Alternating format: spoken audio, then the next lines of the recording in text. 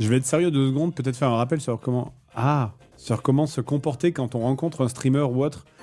Comme tout le monde, en fait. Faut... comment se comporter quand on rencontre un streamer? Alors, s'il est avec quelqu'un, dites bonjour à la personne avec qui il est. C'est genre, si par exemple, il est avec sa compagne, ou même avec des potes à lui, n'ignorez pas les potes ou n'ignorez pas la compagne. Hein. Vous avez le droit de dire bonjour à la femme du streamer, il n'y a pas de problème. C'est sérieux, ce rappel. Oui, je vous jure. Quoi. Le nombre de fois où quand je suis avec Sorina et qu'il y a des gens qui me croisent dans la rue et qui viennent me voir, ils font ah j'adore ce que vous faites machin etc. Et qui même pas la regardent, qui vraiment genre elle existe pas, tu vois, c'est un pot de haricots dans le rayon, tu vois. Et et donc ouais, juste dire bonjour. Voilà, c'est tout. Pas besoin de plus, en vrai. Et puis juste après, je te dis, hein, soyez normal, quoi. Il n'y a pas de... T'as le droit, bien sûr, s'il y a un truc qui t'a marqué, bah dis-le, il n'y a pas de problème. Mais ne nous ressortez pas nos références. C'est genre... ça, quand t'arrives et tu fais... Je me rappellerai toujours de ce truc. Quelqu'un qui arrive, qui, avant de me dire bonjour, fait « Non, Trador ». Et j'étais en mode « Quoi ?» Ok, d'accord, Trador, je mets sur la dédicace. Non, il fait non, Trador.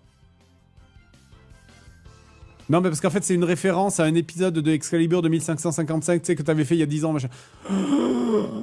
Non, faites pas pitié. Ça, pitié, ne faites pas ça. Pitié, ne nous sortez pas des. Oui, ou bonjour, je suis pilote, effectivement.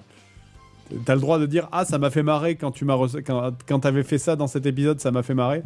Mais n'arrive pas en faisant bonjour, je suis pilote. En fait, le truc, c'est que on dirait que ça fait aigri quand je dis ça, mais en fait, pas du tout. C'est juste que c'est des blagues qu'on a fait nous, et très souvent, en plus, c'est des machins que genre, on a monté, donc on les a eu sous les yeux pendant 10 heures, pendant des dizaines d'heures. Donc, quand tu nous ressors une référence comme ça, qui nous, on l'a ou oublié, ou alors on l'a tellement eu sous le nez que vraiment, on peut plus la voir. Ça vraiment en mode... Voilà. Essuyez-vous les mains. Si vous avez transpiré, mais...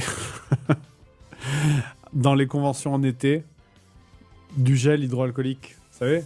Juste, c'est pas grand-chose, mais tu sais, parce que moi, je peux pas le faire remarquer, ou alors des fois, je le fais remarquer, mais quand vraiment je suis fatigué et que c'est en fin de journée. Mais quand tu serres la main de quelqu'un et qu'au premier contact, ça fait... Et du coup, t'es en mode... Voilà. Essuyez-vous les mains. On veut plus d'anecdotes sur les conventions. Je les ai oubliées au fur et à mesure, hein, je t'avoue. Je vous ai raconté le mec qui faisait payer la file d'attente dans la file d'Antoine Daniel et qui a escroqué 50 personnes comme ça. Les gens qui tombaient évanouis dans la file d'attente d'Antoine Daniel et qui nous le jetaient dans notre file d'attente à nous, par-dessus les barrières. La meuf qui était passée à travers la vitre dans une convention en Belgique. Les moments où Bob hurlait sur la table. Enfin, moi, j'en pouvais plus. La première convention que j'ai fait à la Japan Expo, j'avais fait 8 heures. Il y avait plus de 6 heures de queue pour passer. Les gens qui passaient... À 18h, c'était les gens qui étaient arrivés à 8h du matin, parce que c'était avant qu'on soit une dédicace officielle, on était juste pour un stand. Et ça, c'est... Mais jamais de la vie, je comprends même pas comment tu fais ça pour qui que ce soit. C'est vraiment... T'imagines, t'arrives à 8h, tu restes toute la journée debout. Il y avait vraiment des gens qui s'évanouissaient, quoi. C'est horrible. À vous, tu le ferais pour Alain Juppé. Pour Alain Juppé, je pourrais attendre une petite demi-heure, quand même. Pour Don Rosa, j'ai déjà et j'ai pas eu besoin de faire l'heure de file d'attente. Don Rosa, moi j'avais l'anecdote où je lui avais dit c'est quand la jeunesse de Picsou en dessin animé, et il m'avait répondu je préfère crever. Je vous avais raconté que après c'est des anecdotes avec les invités, que Corbier il était ultra sympa. Corbier c'était il était trop adorable, Corbier, vraiment. Bon, maintenant il est mort hein, du coup. Mais Roland Corbier, c'est une de mes meilleures rencontres. J'avais rencontré Jackie qui faisait une gueule. Vraiment, il avait vraiment, ça se voyait sur son visage qu'il était mort à l'intérieur, Jackie, qu'il avait pas du tout envie d'être là, le pauvre. Bernard Minet, je vous ai raconté qu'il avait une mémoire absolument incroyable. C'est un truc de fou. Bernard Minet, tu le rencontres une fois.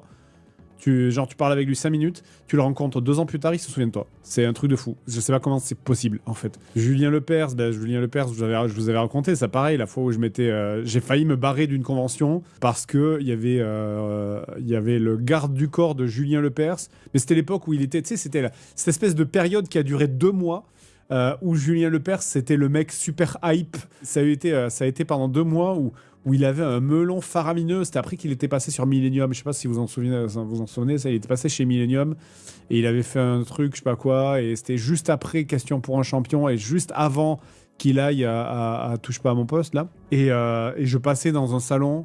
Enfin, j'étais dans un salon, j'allais d'un point A à un point B, en gros. Et à un moment donné, je veux juste aller sur mon stand. Et il y a le garde du corps qui me dit non, vous passez pas par là. Je fais, pourquoi? Parce qu'il y a Julien Lepers. Oui, mais je m'en fous, je n'ai pas envie de voir Julien Lepers, j'ai envie d'aller à mon stand. Et non, vous passez pas par là. Et je m'étais énervé, vraiment, je dis, mais je m'en bats les couilles de Julien Lepers, foutez-moi la paix. J'ai pas envie de lui parler, tu sais. Et non, je veux pas le savoir. Et ça m'avait trop énervé, et j'avais dit au mec, écoutez, mais pas de problème, je m'en vais, je rentre à l'hôtel, et vous allez expliquer à l'organisateur de la convention que je suis parti parce que je pouvais pas aller à mon stand, quoi. Espèce de merde, là, tu sais, vraiment. Et ça m'a trop énervé, ça m'a trop énervé, je déteste ça, quoi. Il fait son taf, oui, mais son taf c'est de protéger lui, Julien Lepers, pas de protéger le couloir, quoi. Il y a rien dans le couloir, tu sais, le couloir il est pas, enfin, à la limite il peut m'accompagner jusqu'à l'autre bout du couloir, tu vois, si ça lui fait plaisir. Qui est-ce que j'avais rencontré d'autre en convention? Patrick Borg, ouais. J'avais rencontré Patrick Borg, effectivement. C'était quoi? Alors, c'était quoi le truc? Alors, Patrick Borg, donc, qui est le doubleur de Sangoku, du coup, Sangoku / Soldat 76. Éric Legrand, c'est pareil, mais Éric Legrand, Éric Legrand, il avait ce truc où il aime pas qu'on l'appelle doubleur. Ils aiment pas. Éric Legrand, chaque fois que tu le traites de doubleur, il te reprend et il te dit non, je suis pas doubleur, je suis comédien de doublage. Et je me souviens, une fois, on était à un resto, ça parlait énormément. Et vraiment, ça parlait beaucoup. Il y a le serveur qui arrive, qui essaye de prendre la commande. Et je m'en souviens vraiment de fou. Et donc, il essaye de prendre la commande, c'est le bordel, ça répond pas, machin. Il commence à dire s'il vous plaît, s'il vous plaît, s'il vous plaît. Et à un moment, il se lève et il fait taisez-vous comme ça, mais avec la voix de Vegeta. Du coup, mais parce que c'est sa voix normale. Et du coup, tout le monde fait. Ok. Et donc, tout le monde s'est tu, effectivement. Ouais, ça te fait taire instantanément. C'est vraiment. Ouais, quand tu te fais engueuler par Vegeta, tu te tais. Effectivement, tout le monde l'écoute là. Alexandre Astier, oui, Alexandre Astier, je l'avais vu. Alors, c'était il y a très très longtemps, Alexandre Astier. Je me souviens, on était à la Japan Expo. Il y a un moment donné, on était en dédicace, et puis à un moment donné, il y a les mecs de la Japan Expo, les organisateurs, qui nous disent ouais, vous pouvez venir dehors. En fait, il y a quelqu'un qui voudrait vous parler. Donc nous, on savait pas qui c'était. Donc on s'est bon, vas-y, on sort. Et donc là, il y a Alexandre Astier qui nous attend avec ses 2 enfants, mais qui maintenant sont très certainement 2 adultes. Puisque du coup, c'était des jeunes ados. Ils devaient avoir 12-13 ans, je sais plus à l'époque. Donc maintenant, ils ont très certainement plus de 30 à mon avis. Et donc, qui nous fait ah, mais mes gosses, ils sont fans de toi, machin, etc. Tu veux bien prendre une photo, signer un truc? Ben, on a fait ça, on a parlé avec eux, c'était cool. Après, on n'a pas eu l'occasion de parler avec lui, hein, du coup, parce que lui, il était là pour ses gamins, surtout. Mais donc voilà, il a 7 enfants. Ah bon, j'en ai croisé que 2. Je ne sais pas qui c'était.